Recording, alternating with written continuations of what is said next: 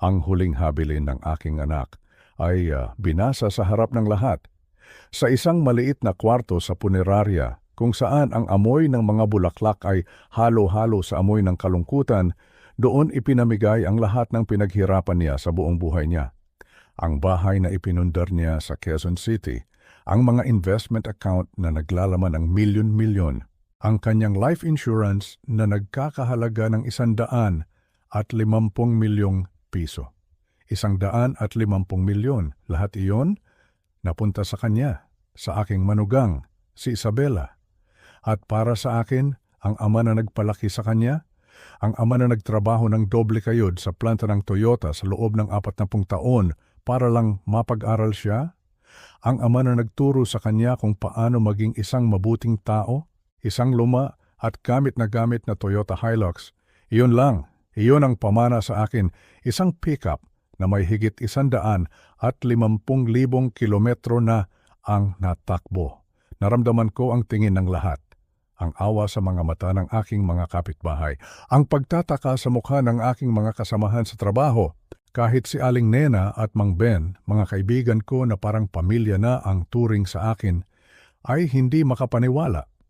Sa ating kultura, hindi ba't ang mga magulang ang inuuna? Hindi ba't mayroon tayong tinatawag na utang na loob? Pero sa sandaling iyon, parang lahat ng iyon ay nabura. Parang lahat ng sakripisyo ko ay walang halaga. Pero ang pinakamasakit sa lahat ay hindi ang sasakyan, hindi ang pera, kundi ang nakita ko sa mukha ni Isabela. Habang iniaabot niya sa akin ang susi ng lumang pickup, kitang-kita ko ito. Isang munting ngiti, isang ngisi sa kanyang mga labi, isang ngisi na nagsasabing, bagay lang sa iyo iyan, isang basurahan para sa isang matandang walang silbi. Ang pag-abot niya sa susi, hindi ito parang pagbibigay ng pamana, parang limos, parang pag-abot ng barya sa isang pulubi sa kalye. Walang galang, walang pagpapahalaga, isang malinaw na paghamak sa aking pagkatao, sa pagiging ama ko sa kanyang yumaong asawa. Sa mga sumunod na araw, ang sakit ay hindi nawala. Araw-araw, kapag nakikita ko ang pick-up na iyon sa aking garahe, bumabalik ang lahat, ang huling habilin, ang mga tingin ng tao, ang ngisi ni Isabela. Paano nagawa ito ng anak ko? Bakit niya ako iiwanan ng ganito? Ito na ba talaga ang sukli sa lahat ng pagmamahal na ibinigay ko sa kanya? Naisip ko, marahil ito na ang katapusan. Isang malungkot na pagtatapos sa buhay ng isang ama na ibinigay ang lahat. Pero sa huli, ay iniwang halos walang-wala. Pero ang hindi alam ni Isabela, ang hindi alam ng lahat, ay may isang bagay na mas mahalaga pa kaysa sa pera ang itinago ng aking anak. Isang bagay na hindi mabibili ng kahit 150 milyong piso. Isang lihim, isang katotohanan na kayang bumago ng lahat. At ang susi sa katotohanan iyon ay hindi ang susi na inabot sa akin ni Isabela. Ang susi ay nasa loob mismo ng pickup na minamaliit niya. Isang maliit na ilaw na kumikislap. Isang mensahe na naghihintay lang na matuklasan. Dahil ang tila walang kwentang pamana na ito. Ang pick-up na ito ay hindi pala isang tanda ng paglimot. Ito pala ang simula ng lahat. Ang simula ng paglabas ng katotohanan at ang simula ng pagkamit ng katarungan. Bago tayo magpatuloy sa aking kwento, kung maaari po ay mag-subscribe kayo sa ating channel at pindutin ang like button. Malaking tulong po yan. At sana po ay i-comment ninyo kung saan kayo nakikinig sa mga sandaling ito. Maraming salamat po. Isang linggo na ang nakalipas mula noong libing. Isang linggo ng mga gabing walang tulog at mga araw na puno ng katahimikan. Sa wakas, nagkaroon ako ng lakas ng loob na harapin ang nag-iisang pamana sa akin. Dinala ko ang Toyota Hilux ni Miguel sa aking garahe. Ang garahe na dati ay aming mundo. Dito kami magkasamang nagkumpuni ng mga sasakyan. Dito ko siya tinuruan kung paano hawakan ang isang liyabe, kung paano pakinggan ang tunog ng makina, at kung paano intindihin ang puso ng isang sasakyan. Bawat sulok ng lugar na ito ay may alaala niya. Nakasabit pa rin sa pader ang mga lumang gamit niya na tila naghihintay lang sa kanyang pagbabalik. Sa sahig naroon pa rin ang mantsa ng langis mula sa luma naming kotse na sabay naming inayos nung siya ibinatilyo pa lamang. Ang mantsang yon, parang isang monumento sa masasayang araw na hindi na kailanman babalik. Umupo ako sa loob ng pickup sa driver's seat. Ang amoy ng katad na hinaluan ng pamilyar na pine air freshener ay biglang bumalot sa akin. Napapikit ako. Sa isang saglit, pakiramdam ko ay katabi ko lang siya na parang sasabihin niyang, "Oh, tay, anong problema? Kaya nating ayusin yan." Pero pagmulat ko ng aking mga mata, ako lang mag-isa. Ang upuan ay naka-adjust pa rin para sa matangkad niyang tindig. Kinailangan ko pa itong iurong para maabot ang mga pedal. Ang bawat maliit na detalye ay isang patalim na tumutusok sa aking puso. Ang katahimikan sa loob ng sasakyan ay halos nakakabingi. Tanging ang mahinang tunog lang ng aking paghinga ang maririnig. Pinagmasdan ko ang manibela. Ang mga kamay ko ay nanginginig habang hinahaplos ito. Dito madalas nakapatong ang mga kamay niya. Mga kamay na kayang lumikha, kayang mag-ayos, kayang magbigay buhay sa sirang makina. Bakit, anak? Iyon ang tanong na paulit-ulit sa aking isipan. Bakit mo ako iniwan ng ganito? Bakit mo hinayaan na ang lahat ng pinaghirapan mo ay mapunta sa isang taong tila hindi naman lubos na nagdalamhati? Naaalala ko ang mukha ni Isabela sa burol. Oo, umiiyak siya, pero may kakaiba sa kanyang mga luha, may kulang. Ngayon, habang inaalala ko ang ngisi niya noong ibinigay niya ang susi, mas lalo akong naguguluhan. May mali, may isang bagay na hindi tama. Pero isa lang akong matandang mekaniko. Ano ang alam ko sa mga legal na dokumento, sa mga huling habilin? Sa gitna ng aking malalim na pag-iisip, isang bagay ang pumukaw sa aking pansin. Isang maliit na ilaw. Sa itim na screen ng dashboard, may isang bagay na kumikislap. Patay sindi. Patay sindi. Isang maliit na puting ilaw mula sa GPS system. Noong una, hindi ko ito pinansin. Ano naman ang pakialam ko sa GPS? Hindi nga ako marunong gumamit ng smartphone ng maayos. Palagi akong tinutukso ni Miguel dahil sa aking lumang dikipad na cellphone. Lagi niyang sinasabi, "Tay, kailangan mong sumabay sa panahon. Huwag kang magpahuli sa teknolohiya." Ngumingiti lang ako noon pero sa loob-loob ko, masaya na ako sa simpleng buhay. Pero ang ilaw, ayaw tumigil. Patuloy ito sa pagkindat na para bang may sarili itong buhay. Na para bang gusto nitong makuha ang aking atensyon. Tila ba mayroon itong gustong sabihin. Dahil sa wala na rin akong ibang magawa at dahil na rin sa unti-unting pagtubo ng kuryosidad sa aking puso, sinubukan kong pag-aralan ang screen. Tinitigan ko ang kumikislap na ilaw. Sa tabi nito, may isang maliit na icon, isang simbolo na hindi ko maintindihan. Isang simbolo na parang nag-aanyaya o marahil nagbababala. Sa sandaling iyon, ang bigat ng kalungkutan sa aking dibdib ay bahagyang gumaan at napalitan ito ng isang kakaibang pakiramdam. Isang pakiramdam ng misteryo. Ano ito? Ano itong sinusubukang sabihin ng sasakyan ng anak ko? Hindi ko alam kung bakit, pero naramdaman ko na ang sagot sa aking mga tanong ay maaaring nasa harapan ko lang. Sa kumikislap na ilaw na iyon, lumipas pa ang ilang araw, ngunit ang kumikislap na ilaw sa dashboard ay hindi nawala sa aking isipan. Gabi-gabi bago matulog, naiisip ko ito. Tila ba tinatawag ako pabalik sa garahe, pabalik sa pick-up ni Miguel. Sa wakas, isang hapon, hindi ko na natiis. Dala ang aking salamin sa pagbasa at isang tasa ng kape. Muli akong pumasok sa sasakyan, oras na para alamin kung ano ang hiwagang ito. Kinuha ko ang makapal na manual ng sasakyan mula sa glove compartment. Mabuti na lang, kahit sa panahon ngayon, meron pa ring mga bagay na nakasulat sa papel. Hinanap ko ang tungkol sa GPS system, ang mga salitang Bluetooth, connectivity, touchscreen, interface. Para itong ibang lengguwahe para sa akin. Ako na sanay sa grasa at tornilyo ay nahaharap ngayon sa mundo ng mga pindutan at screen. Sinubukan kong sundan ang mga instruksyon. Pinindot ko ang isang button. Mali. Sinubukan ko ang isa pa. Wala pa ring nangyari. Nagsimula na akong mainis. "Hi Miguel," sabi ko sa hangin. "Kung nandito ka lang, sigurado pagtatawanan mo na naman ang tatay mong luma na." Ngunit sa halip na sumuko, Itinuloy ko dahil ito ang mundo niya at sa pag-intindi ko rito, pakiramdam ko ay mas napapalapit ako sa kanya. Pagkatapos ng halos 1 oras ng pagsubok sa isang di sinasadyang pagpindot, biglang nagbago ang screen.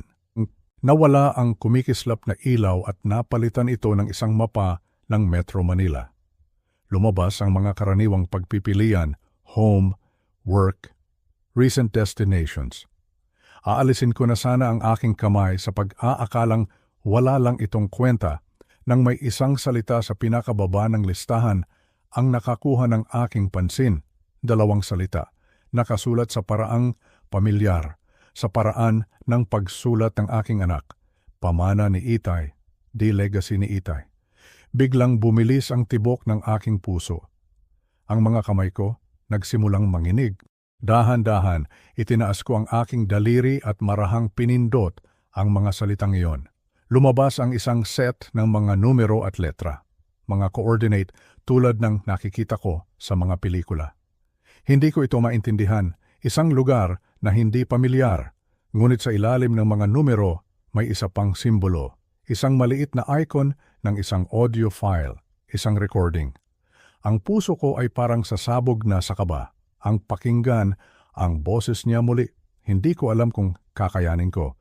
Baka ito na ang tuluyang magwasak sa akin. Pero mas malakas ang puwersa na humihila sa akin na pakinggan ito, ang pangungulila ng isang ama. Ang pangangailangang marinig ang kanyang anak kahit sa huling pagkakataon. Huminga ako ng malalim at pinindot ko ang play. Bah! Ang boses niya, ang boses ni Miguel, mainit, pamilyar, punong-puno ng buhay. Bigla na lang ang mga luhang matagal ko nang pinipigilan ay kusa nang bumagsak. Tay, pagpapatuloy ng boses mula sa speaker, kung naririnig mo to, ibig sabihin nahanap mo ang munti kong sorpresa. Alam kong hindi mo linya ang teknolohiya, pero alam ko ring mas lamang ang kuryosidad mo. Napangiti ako sa kabila ng aking pag-iyak. Kahit sa kabilang buhay, kilalang kilala ako ng anak ko. Nag-iwan ako ng isang bagay na espesyal para sa iyo, Tay. Isang bagay na mas mahalaga pa sa kahit anong bahay o pera. Ang mga coordinate na yan. Importante yan. Hindi ko kayang ipaliwanag ang lahat sa isang voice message, pero kailangan kong magtiwala ka sa akin. Huminto siya sandali at narinig ko ang kanyang paghinga. Sa background, may isang lumang kanta ng OPM na tumutugtog. Tay, naalala mo ba noong tinuruan mo akong mangisda sa Laguna de Bay? Sabi mo, ang pinakamagandang huli ay laging nasa mga lugar na mukhang simple lang. Sabi mo, pasensya at pananampalataya ang pinakamahalagang gamit ng isang mangingisda. Bumaba ang tono ng kanyang boses, naging mas seryoso. Kailangan kong taglayin mo ang parehong pananampalataya ngayon, Tay. Ang mga coordinate na yan, baka mukhang wala lang, pero dadalhin ka niyan sa isang bagay na napakahalaga. Ang puso ko ay kumakabog ng malakas. Ano ang ibig niyang sabihin? Alam kong mukhang hindi patas ang pamana. Alam kong nag-uusap ang mga tao. Pero, Tay, inalagaan kita, hindi lang sa paraang inaasahan ng lahat. Magtiwala ka sa akin, Tay. Sundan mo ang mga coordinate. Mag-empeke ka, magmaneho ka. Pangako ko, hindi ka magsisisi. At sa huli sinabi niya ang mga salitang habang buhay kong dadalhin. Mahal na mahal kita, Tay, at kailangan mong malaman lahat ng ginawa ko para sa atin. 2 araw. 2 araw na hindi maalis sa isip ko ang boses ni Miguel. Ang kanyang mga salita ay umuulit-ulit sa aking isipan na parang sirang plaka. Magtiwala ka sa akin, Tay? Paano ako hindi magtitiwala? Siya ang aking anak, ang kaisa-isa kong anak. Sinabi ko sa sarili ko na para akong nababaliw. Ang magmaneho ng daan-daang kilometro dahil lang sa isang mensahe sa GPS. Pero may isang bahagi sa akin, ang pagiging ama ko, ang nagsasabing kailangan kong gawin ito. Kailangan kong malaman kung ano ang huling lihim na iniwan niya. Ang mga coordinate ay tumuturo sa isang lugar sa kabundukan ng Tanay, Rizal. Isang lugar na hindi ko pa napupuntahan, bagamat nabanggit na ni Miguel noon na gusto niyang mag-camping doon. Sabi niya, ang mga adventure, Tay, ang lumilikha ng pinakamagandang alaala. Kaya kinaumagahan, sinimulan kong mag-empake. Naghanda ako na parang kami ay mangingisda tulad ng dati. isang thermos ng mainit na kape, ilang pamalit na damit, at ang emergency kit na ako mismo ang nagturo sa kanya na laging dalhin. Habang inilalagay ko ang aking mga gamit sa likod ng pickup, kumatok si Aling Nena sa aking gate. "Oh, Jose, aalis ka yata?" tanong niya habang pinupunasan ang kanyang mga kamay sa kanyang duster. "Oh, Nena," sagot ko, sinisikap na maging kaswal. "Magpapalamig lang muna sa norte. Kailangan kong linawin ang isip ko, mag-isip-isip." Tumango siya ng may pag-unawa. "Iyan nga ang kailangan mo, mag-ingat ka sa biyahe." Isang oras pa lang akong nagmamaneho nang tumunog ang aking telepono. Ang pangalan ni Isabela, sumagot ako. "Ba Jose," sabi ng boses sa kabilang linya, puno ng tila pag-aalala. "Sabi po ni Aling Nena umalis daw kayo, okay lang po ba kayo?" Naramdaman ko ang paglamig ng aking dugo, pero pinanatili kong kalmado ang aking boses. "Ayos lang ako, hiha," sagot ko. "Magka-camping lang ako ng ilang araw. Kailangan kong magluksa ng maayos." "Ganoon po ba?" sabi niya, at ang kanyang boses ay tila puno ng simpatsya. "Sige po, ingatan niyo po ang sarili niyo. Iyan din po ang gugustuhin ni Miguel." Pinaba ko ang telepono at napabuntong hininga. Kung alam lang niya kung saan talaga ako pupunta. Kung alam lang niya na hindi ito tungkol sa pagluluksa, kundi tungkol sa paghahanap ng kasagutan. Tinahak ko ang daan palabas ng Metro Manila. Bawat lugar na madaanan ko ay nagbabalik ng alaala. Ang isang maliit na kainan kung saan kami laging humihinto para sa mainit na bulalo. Ang tulay kung saan kami unang nag-selfie kahit na ayaw ko. Tawa ng tawa si Miguel noon. Sabi niya, "Sige na, tay, para may remembrance tayo." Siya iyon. Laging masayahin, laging pinipilit akong sumubok ng mga bagong bagay. Habang papalayo ako sa syudad, unti-unting nagbabago ang tanawin. Ang mga gusali ay napalitan ng mga bukirin, at ang mga bukirin ay napalitan ng mayayabong na puno at mga burol. Ito na ang Rizal, mas tahimik, mas luma. Isang lugar kung saan madaling magtago o mawala. Sinundan ko ang direksyon ng GPS. Dinala ako nito palayo sa highway patungo sa mas makikitid na daan. Ang sementadong kalsada ay naging graba at ang graba ay naging baku-bakong lupa. Nawala na rin ang signal ng aking cellphone. Malapit nang lumubog ang araw at ang mahahabang anino ng mga puno ng pino ay tila mga kamay na gustong umabot sa akin. Halos 4 na oras na akong nagmamaneho nang magsalita ang boses mula sa GPS. "Sa loob ng 100 metro, darating na kayo sa inyong destinasyon." Pero pagtingin ko sa paligid, wala namang kahit ano. Puro kakahuyan, puro ilang. At saka ko ito nakita, isang makitid na daan papasok na may isang lumang poste ng kahoy. Nakasulat dito ang mga numero na kapareho ng nasa coordinates. Dahan-dahan kong ipinasok ang pickup sa makitid na daanan. Ang mga sanga ng puno ay humahampas sa bintana na tila nagbababala sa akin na bumalik. Ngunit hindi ako natinag. May isang puwersa, isang hindi maipaliwanag na pakiramdam na humihila sa akin pasulong. Pagkalagpas sa isang kumpol ng mga puno, bumungad sa akin ang isang tanawin na parang mula sa isang panaginip. Isang maliit na kabin, gawa sa mga troso na kulay abuna dahil sa katagalan. Mayroon itong chimenea na gawa sa bato at mula rito ay may umuusok, senyales na may tao sa loob. Isang dilaw na ilaw ang nagmumula sa mga bintana nito, nagbibigay ng kaunting init sa papalapit na kadiliman ng gabi. Ipinatay ko ang makina ng sasakyan. Biglang binalot ng nakabibinging katahimikan ang paligid. Ang tanging maririnig ko lang ay ang malakas na kabog ng aking dibdib. Sino ang nakatira dito, sa ganitong kaliblib na lugar? At bakit dito ako dinala ng aking anak? Umupo lang ako sa loob ng pickup, pinagmamasdan ng cabin. Pinipilit kong iproseso ang lahat. Nagsisimula na akong mag-isip na baka nagkamali lang ako. Baka ito ay isang malupit na biro ng tadhana. Handa na sana akong paandarin muli ang sasakyan at bumalik nang may marinig ako. Isang tunog, isang awit. Mahina lang, halos hindi marinig sa loob ng sasakyan. Isang lumang kanta ng OPM na paborito ni Miguel. Isang kanta na palagi niyang kinakanta tuwing umaga habang nagluluto ng almusal. Isang kanta na sabay naming pinapakinggan habang nag-aayos ng sasakyan sa garahe. Imposible, napailing ako. Guni-guni ko lang siguro ito. Ang aking isipan na pagod na sa kalungkutan ay niloloko na ako. Pero nang mas pinakinggan kong mabuti, mas lalo itong lumilinaw. Hindi ito guni-guni. Mayroong kumakanta sa loob ng cabin. Isang boses na hindi ko maaaring makalimutan. Isang boses na akala ko ay sa mga alaala ko na lang maririnig. Ang boses ng aking anak. Ang aking mga binti ay parang naging halaya, nanghihina, nanginginig.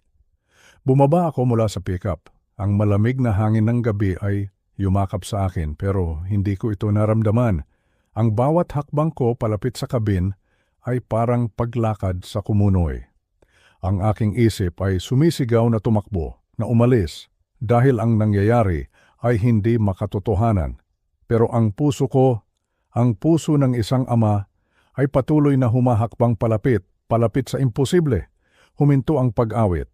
Natigilan ako sa paanan ng hagdanan ng kabin, biglang natakot. Paano kung nabaliw na nga ako? Paano kung pagbukas ng pinto ibang tao ang makikita ko? O mas malala, walang tao. Ngunit bago pa ako makatalikod, dahan-dahang bumukas ang pinto. At doon, nakatayo siya, ang aking anak, si Miguel. Mukha pa rin siyang katulad ng huli ko siyang makita. Baka medyo pumayat at mas mahaba ang buhok. Nakasuot siya ng pulang flannel shirt na regalo ko sa kanya noong Pasko. Pero siya iyon. Ang kanyang mga mata, ang kanyang tindig. Walang duda, siya nga. Tay, sabi niya, at ang kanyang boses ay bahagyang nanginginig. Hindi ako makapagsalita, hindi ako makahinga. Ang mga tao ay hindi bumabalik mula sa mga patay.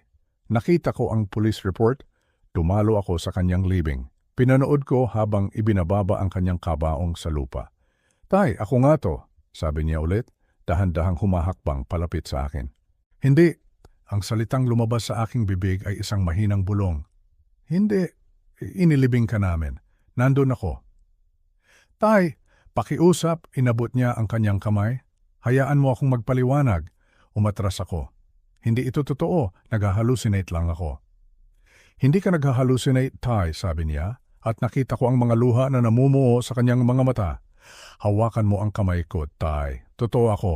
Laban sa lahat ng lohika sa aking isipan, iniabot ko ang nanginginig kong kamay. Nang magdikit ang aming mga balat, naramdaman ko ito, ang init, ang gaspang ng kanyang palad dahil sa paggamit ng mga gamit. Ang maliit na peklat sa kanyang daliri mula sa paggawa namin ng bahay ng ibon noong siya ay 2 anyos. Lahat, totoo. At sa sandaling iyon, ang lahat ng lakas na pinilit kong itayo sa loob ng 1 buwan ay gumuho. Bumagsak ako sa aking anak, humahagulgol na parang isang paslit. Niyakap ko siya ng mahigpit, tinitiyak na hindi siya isang ilusyon na maglalaho. Ayos lang, Tay, bulong niya, habang umiiyak na rin. Nandito na ako, ligtas ako. Paano? Iyon lang ang nasabi ko sa gitna ng aking mga hikbi. Paano ka nabuhay? Hinawakan niya ako ng mas mahigpit. Patawarin mo ako, Tay. Patawarin mo ako sa lahat ng pinagdaanan mo. Hinawakan niya ang aking mga balikat at iniharap ako sa kanya. Kailangan kong makita ang kanyang mga mata. Bakit? Tanong ko. Bakit hindi mo sinabi sa akin? Ang sakit sa kanyang mukha ay halos dumurog muli sa aking puso. Tay, maupo muna tayo sa loob, sabi niya, habang inaakay ako papasok ng cabin. Pakiusap, kailangan kong sabihin sa iyo kung bakit kinailangan kong pekein ang aking kamatayan. Sa loob ng cabin, ang amoy ng nilulutong kape ay humahalos sa bigat ng mga salitang hindi pa nasasabi. Pinaupo ako ni Miguel sa isang lumang silyang yari sa kahoy at inabutan niya ako ng isang tasang mainit. Ang aking mga kamay ay nanginginig pa rin. Hindi dahil sa lamig ng gabi kundi dahil sa milagrong nasa harapan ko. Ang anak ko, buhay. Pero sa likod ng milagro may isang anino, isang madilim na tanong. Bakit? Puno ng pag-aalala ang kanyang mga mata habang pinagmamasdan niya ako. Hinintay niyang humigop ako ng kape, hinintay niyang bahagyang kumalma ang aking katawan. Tay, panimula niya, at ang kanyang boses ay seryoso. Bago ko sabihin ang lahat, kailangan kong malaman na handa kang pakinggan ito. Dahil ang katotohanan ay mas masakit pa kaysa sa pag-aakala mong patay na ako. Tumangulang ako, hindi makapagsalita. Hinanda ko ang aking sarili sa kahit ano o iyon ang akala ko. Lumapit siya sa isang maliit na mesang gawa sa kahoy sa gitna ng sala at doon nakita ko ito. Hindi ito isang simpleng sala ng isang cabin. Mukha itong opisina ng isang investigador. Nakakalat sa ibabaw ng mesa ang sandamakmak na dokumento, mga litrato, mga papel mula sa bangko, isang laptop na bukas at nagpapakita ng mga numero at graph para itong isang military operation. 3 buwan na ang nakalipas, nagsimula akong makaramdam na may mali, sabi niya habang kinukuha ang isang litrato. Si Isabela, nag-umpisa siyang maging kakaiba. Palaging may lihim na tawag sa telepono. Mga lakad na hindi niya masabi kung saan, bigla-bigla na lang nag-iiba ang mood niya. Tinitigan ko ang litrato na iniabot niya. Ito ay isang close-up shot ng ilalim ng kanyang sasakyan. May isang tubo doon na halatang halata na sinadyang putulin ang brake line. Noong una inisip ko baka may sorpresa lang siya para sa akin, baka party or kung anuman. Alam mo na, sinusubukan kong isipin ang maganda. Napailing siya, isang mapait ng ngiti ang sumilay sa kanyang labi. Pero hindi pala. Nalaman ko ang tungkol kay Marco. Yung personal trainer daw niya sa gym, isang lalaking walang matinong trabaho pero nagmamaneho ng mamahaling sasakyan at may malaking utang sa sugal. Sunod-sunod niyang ipinakita sa akin ang mga ebidensya, mga printout ng text messages, mga bill ng telepono na nagpapakita ng daan-daang tawag sa pagitan nila kahit sa kalaliman ng gabi. Mga bank statement ni Isabela na may malalaking withdrawal na hindi maipaliwanag. At ang pinakamatindi, mga litrato nila ni Marco na magkasama. Mga litratong hindi basta pagiging magkaibigan lang ang ipinapakita. 8 buwan na silang may relasyon, sabi niya, at naramdaman ko ang sakit sa kanyang boses. Pero hindi lang ito tungkol sa panloloko. Kinuha niya ang kanyang telepono. Nang nalaman ko ang lahat, nag-install ako ng isang recording app sa telepono niya. Pakinggan mo to, Pinindot niya ang play at ang boses na narinig ko ay hindi ang boses ng manugang na inalagaan ko. Hindi ito ang boses ng babaeng inakala kong nagmamahal sa anak ko. Ito ay boses ng isang demonyo, malamig, kinalkulado. Ang life insurance, doble ang bayad kapag aksidente ang pagkamatay, baby, sabi ng boses ni Isabela. Ang 150 milyon, magiging 300 milyon. Kailangan lang nating palabasin na pumalya ang preno niya sa mga daan sa bundok na paborito niyang puntahan. Sumagot ang boses ng isang lalaki, sigurado akong si Marco iyon. Sigurado ka bang walang maghihinala?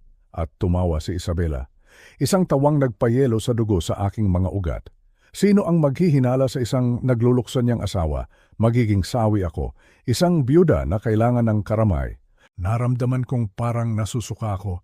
Ito ang babaeng kinomfort ko. Ito ang babaeng niyakap ko sa burol. Ito ang babaeng pinaniwalaan ko.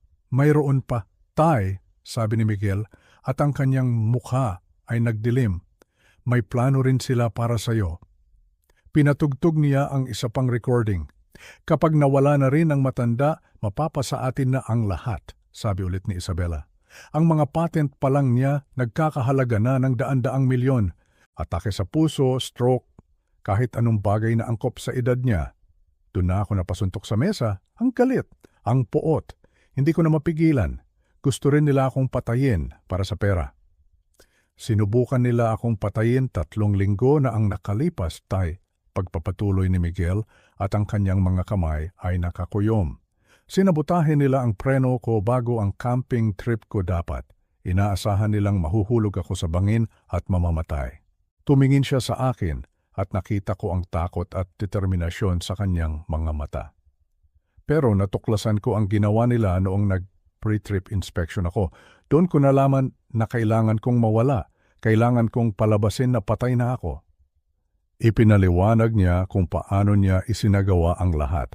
Ang pag-drive papunta sa bangin, ang pag-setup ng eksena ng aksidente, ang pagtanim ng mga sample ng dugo at buhok, ang pagsunog sa sasakyan, at ang paglalakad niya palayo papunta sa kabin na ito na pag-aari pala ng isang kaibigan niya mula sa kolehiyo na nasa ibang bansa.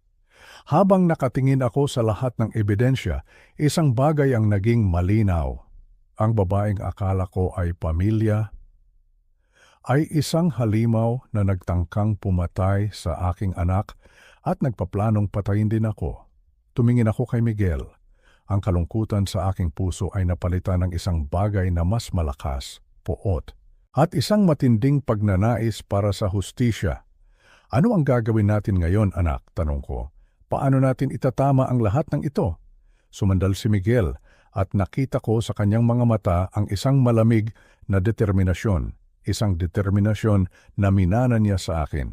Tay, sabi niya, ibibigay natin sa kanila ang eksaktong nararapat para sa kanila. Lumipat kami sa maliit na lamesa sa kusina ng cabin.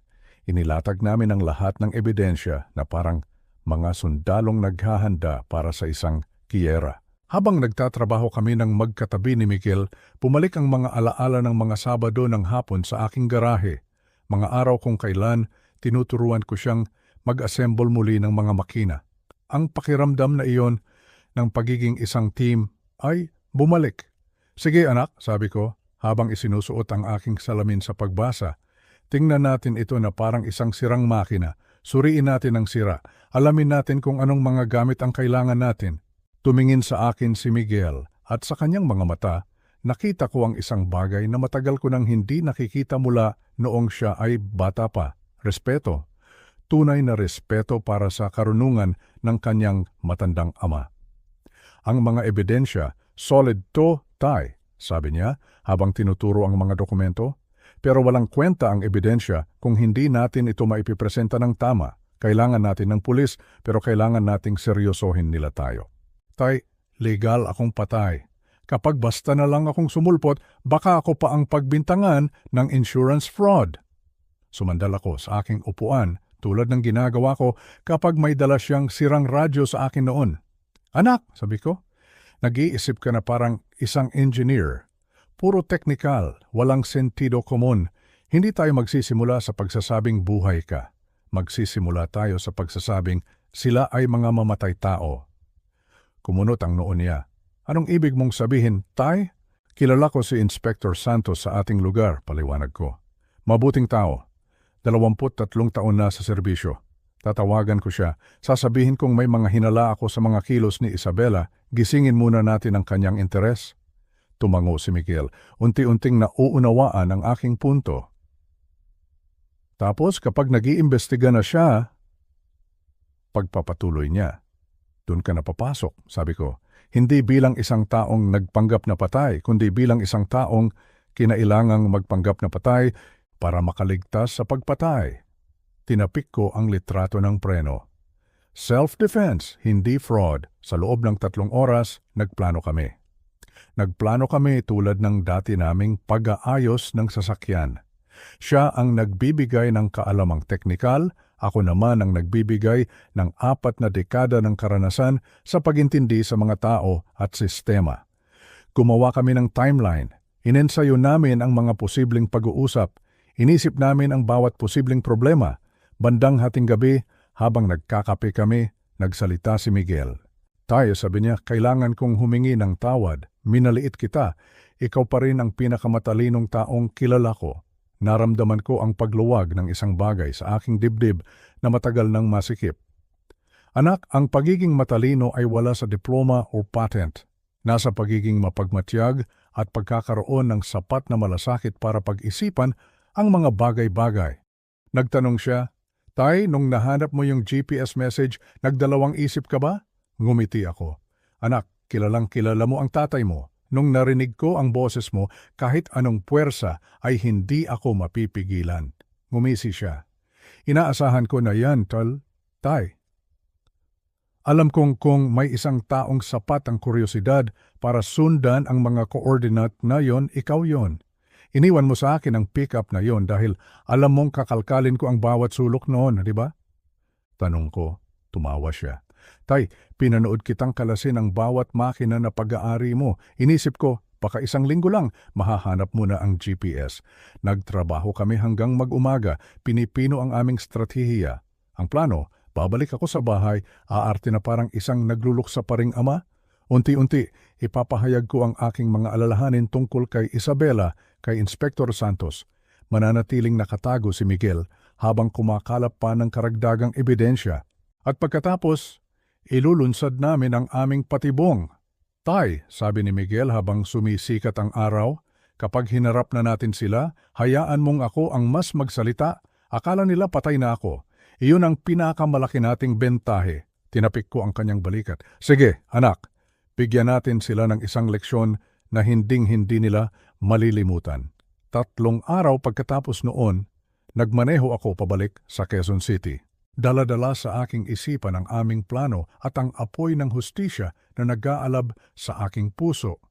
Makukuha ko ang hustisya para sa aking anak at sisiguraduhin kong bawat minuto nito ay magiging kasiya siya.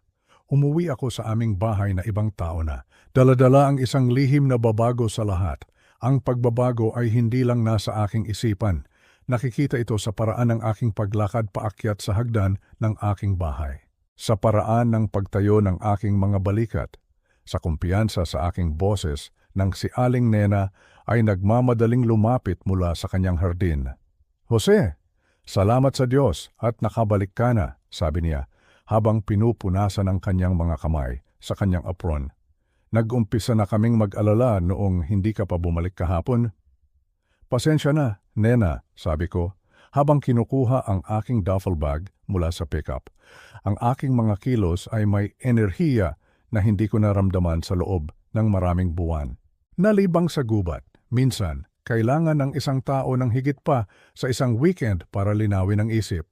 Tinitigan niya ako ang kanyang mga matang sanay ng magmatyag sa mga kapitbahay sa loob ng 60 taon.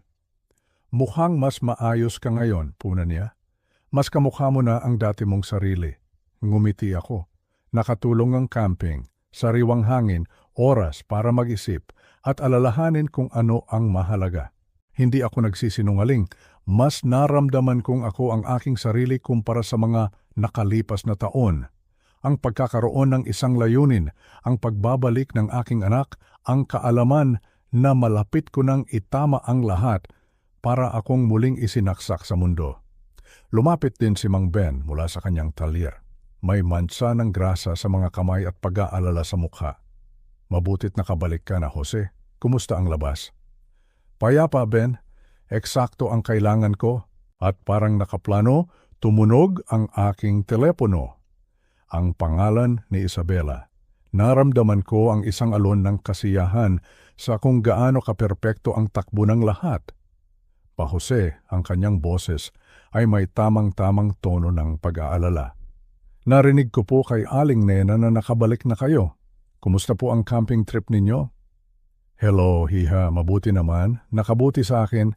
Pakiramdam ko, ngayon lang ulit ako nakapag-isip ng malinaw mula noong hinayaan kong mabitinin ang aking salita, kinagampanan ng perpekto ang papel ng isang nagluluksa. Natuwa po ako diyan. Nag-alala po ako sa inyo, bigla na lang kayong umalis. Kailangan kong lumayo para iproseso ang lahat, pero mas maayos na ako ngayon. Sakto nga at tumawag ka. Huminto ako, hinahayaang mabuo ang pananabik. Mayroon akong nakuha para sa iyo noong nasa norte ako, isang maliit na regalo. Regalo po? Narinig ko ang pagkagulat sa kanyang boses. Baka kahit kaunting konsensya, siya nga naman, nagmana ng milyon-milyon habang ako ay isang lumang pick-up lang. Naku ba, hindi niyo na po kailangang mag-abala. Gusto ko, espesyal ito. Isang bagay na sa tingin ko ay talagang magugustuhan mo. Libre ka ba bukas ng gabi? Baka pwede kang dumaan dito mga 7:00. Siyempre po, pero hindi niyo na po talaga dapat ginastusan pa ako. At isama mo na rin si Marco kung gusto mo, dagdag ko, na parang wala lang. Alam kong naging malapit kayong dalawa mula noong libing. Ang pagluluksa nakakagawa ng mga kakaibang bagay, di ba? Naghahanap ng karamay ang mga tao. May isang maikling sandali ng katahimikan bago siya sumagot. Napakamaunawain niyo naman po ba? Pamilya tayo, Isabela, tayo-tayo na lang ang natitira para sa isa't isa, hindi ba? Ang pait ng mga salitang iyon ay nanunuot sa aking dila, pero pinanatili kong mainit ang aking boses.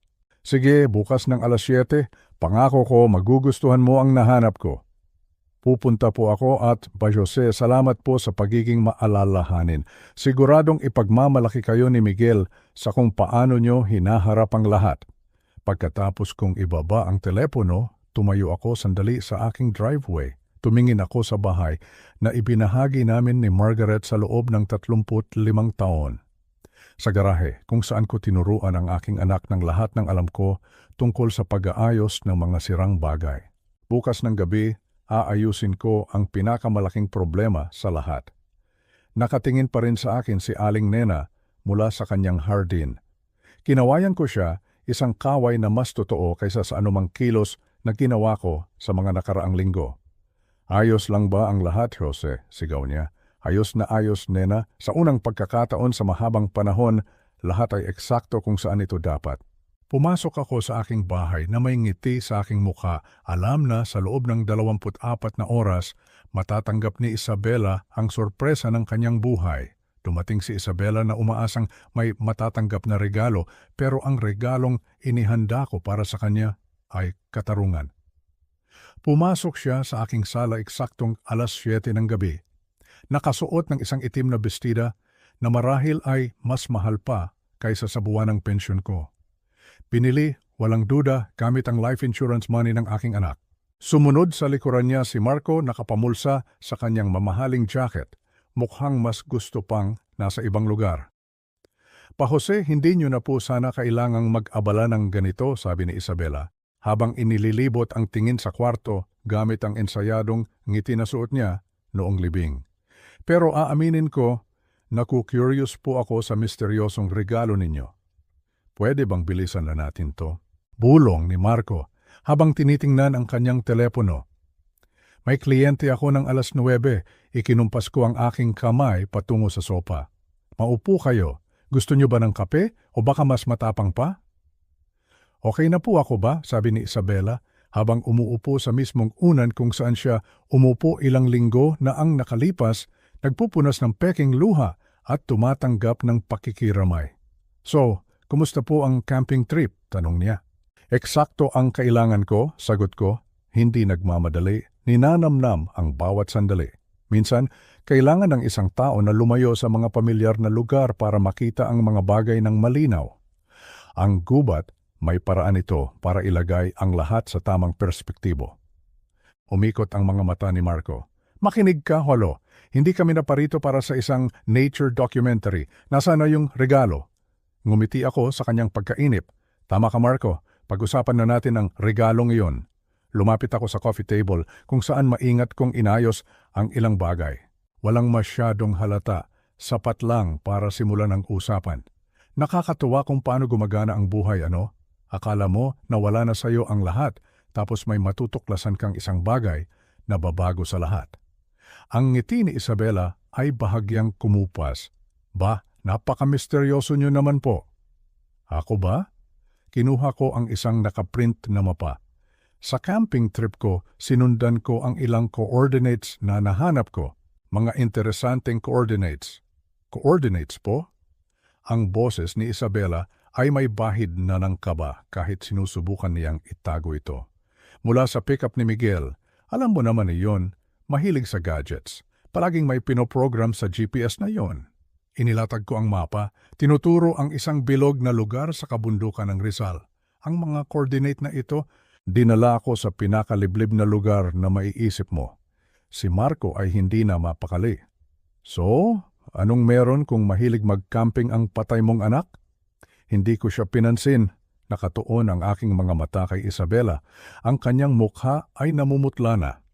Nakikita ko ang bahagyang panginginig ng kanyang mga kamay sa kanyang kandungan. Ang punto ko, Isabela, noong makarating ako sa mga coordinate na iyon, may natagpuan akong hindi ko inaasahan, isang bagay na tuluyang nagpabago sa pagkakaintindi ko sa kung ano ang nangyari sa aking anak. Ba? Sabi niya ng maingat. Ano po bang pinagsasasabi ninyo? Sumandal ako sa aking upuan, tulad ng ginagawa ko kapag may dala sa aking problema si Miguel. Pinag-uusapan ko ang katotohanan, ang totoong nangyari noong araw na namatay si Miguel. Tungkol sa mga brake line at sa mga insurance policy, at sa mga camping trip na dapat sana ay magtapos sa isang trahedya. Ang kulay ay tuluyang nawala sa mukha ni Isabela.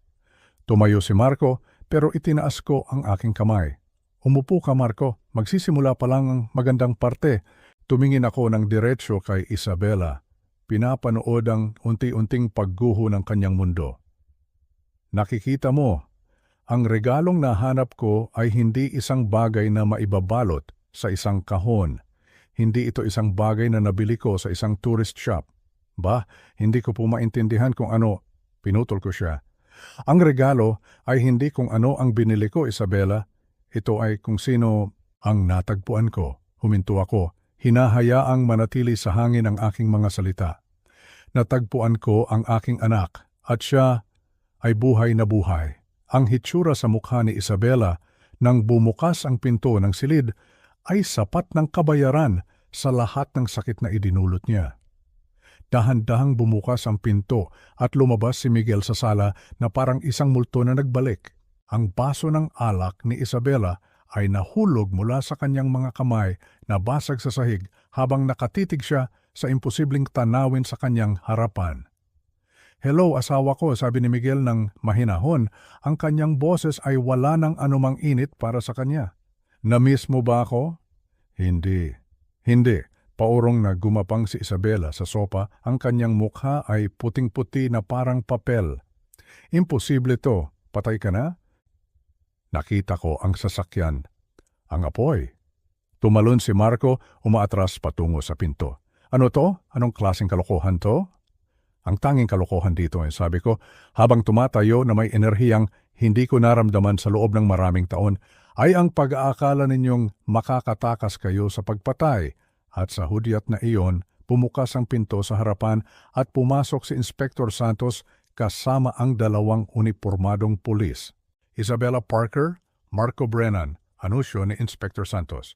"Arestado kayo para sa kasong conspiracy to commit murder, attempted murder at insurance fraud." Ang kanilang mga mata ay nanlaki sa gulat. Ang patibong ay nagsara na. Sa wakas ay tapos na. Huminga ako ng malalim, napakalalim. Parang ngayon lang muling pumasok ang hangin sa aking dibdib matapos ang mahabang panahon ng paghihirap. Nakaupo kami ni Miguel sa likod ng lumang owner-type jeep na sinakyan namin pauwi. Tahimik ang gabi. Ang tanging naririnig ko lang ay ang ugong ng makina at ang huni ng mga kuliglig sa dadaanan namin. Tumingin ako sa aking anak, si Miguel. Nakatulog siya. Marahil ay sa sobrang pagod, nakasandal ang kanyang ulo sa bintana ng sasakyan. Pinagmasdan ko ang kanyang mukha. Payapa na ito ngayon, wala na ang takot. Wala na ang pangamba na baka anumang oras ay may dumampot sa kanya. Napahawak ako sa aking dibdib.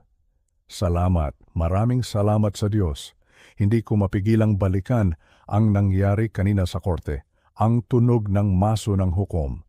Ang hatol na nagpapatunay na walang sala ang aking anak, ang katarungan. Katarungan! Isang salita na akala ko ay para lamang sa mga mayayaman, pero ngayon hawak na namin ito.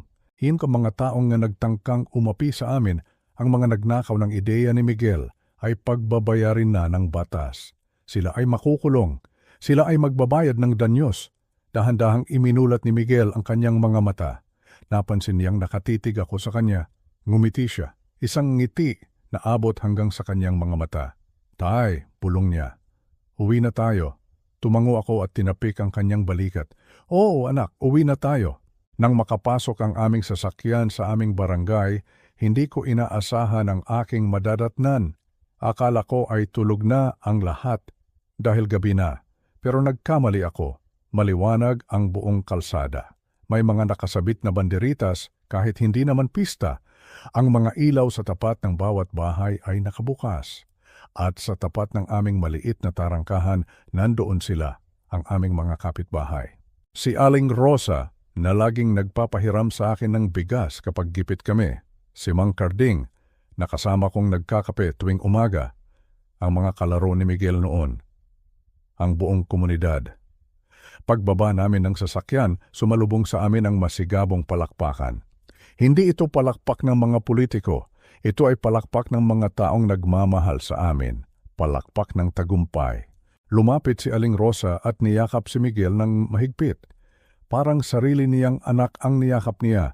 Nakita kong tumulo ang luha sa mga mata ng matanda. Salamat sa Diyos, Miguel, ang sabi ni Aling Rosa. Ligtas ka na, pinagdasal ka namin gabi-gabi. Ang buong barangay hindi tumigil sa pagdarasal. Napaluha ako. Sa gitna ng aming laban, akala ko ay kami lang ni Miguel ang magkakampi. Hindi pala, ang buong barangay ay nakatayo sa likod namin. May inihandang salusalo sa mahabang mesa na inilabas nila sa kalsada. Hindi ito handaan ng mayaman, walang lechon o mamahaling alak.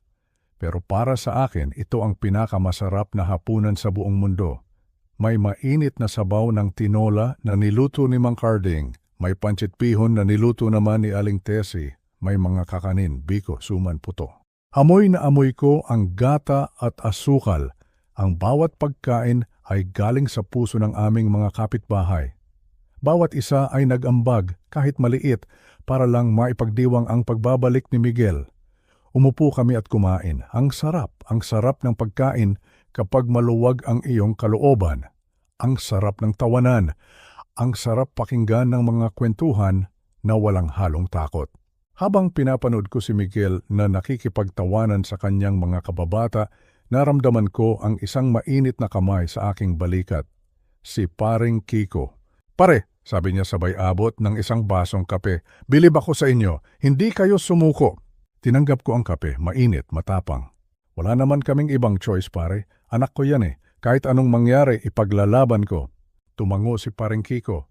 Tama yan. At ngayon, panatag na ang loob natin. Nang humupa na ang kasiyahan at nagsiuwi na ang mga bisita, naiwan kami ni Miguel sa aming maliit na sala. Tahimik na ulit. Pero iba na ang katahimikan ngayon, hindi na nakakatakot. Ito ay katahimikan ng kapayapaan. Naupo si Miguel sa tabi ko. May inilabas siyang isang envelope mula sa kanyang bag. Ipinatong niya ito sa mesa sa pagitan namin. Tay, seryosong sabi niya, kailangan nating pag-usapan ito. Pinuksan niya ang envelope. Sa loob may mga dokumento galing sa korte at sa mga kumpanyang pumili ng kanyang patent. Ipinakita niya sa akin ang halaga. Nanlaki ang aking mga mata. Hindi ako makapaniwala. 50 milyon. Kinusot ko ang aking mga mata. Baka nananaginip lang ako, pero nandoon pa rin ang numero. 50 milyong piso. Ito ang kabayaran para sa imbensyon ni Miguel at Danyos mula sa mga nagnakaw nito. Sa buong buhay ko, hindi pa ako nakahawak ng ganito kalaking pera. Ang 50 pesos nga lang, minsan ay hirap pa kaming kitain. Pero ngayon, 50 milyon. Tumingin ako kay Miguel. Anak, tumango siya. Opo, tay, atid na ito, natahimik ako. Pwede kaming bumili ng malaking bahay sa subdivision. Pwede kaming bumili ng magarang sasakyan. Pwede kaming magliwaliw sa ibang bansa. Pwede kaming hindi na magtrabaho habang buhay, pero kilala ko ang anak ko at kilala ko ang sarili ko. Hindi kami sanay sa buhay na walang ginagawa. Anong plano mo, anak? Tanong ko. Huminga ng malalim si Miguel. Tumingin siya sa paligid ng aming maliit na bahay. Tumingin siya sa labas kung saan naroon ang aming mga kapitbahay. Tay, simula niya, ayokong umalis dito. Dito ako lumaki. Dito tayo tinulungan ng mga tao. Dito tayo pinalakas ng Diyos. Napangiti ako. Pareho kami nang iniisip. Ang gusto ko sana, tay, pagpapatuloy niya, gamitin natin ang pera para magtayo ng negosyo, yung pangarap natin noon pa. Ang talyer? Tanong ko. Opo, ang talyer, sagot ni Miguel ng may diin. Isang malaking talyer, dito mismo sa atin, kompleto sa gamit, moderno. Pero abot kaya para sa mga tricycle driver at jeepney driver na tulad ni Mang Carding. Nakita ko ang ningning sa kanyang mga mata. Ito ang Miguel na kilala ko. Matalino, pero may puso para sa kapwa.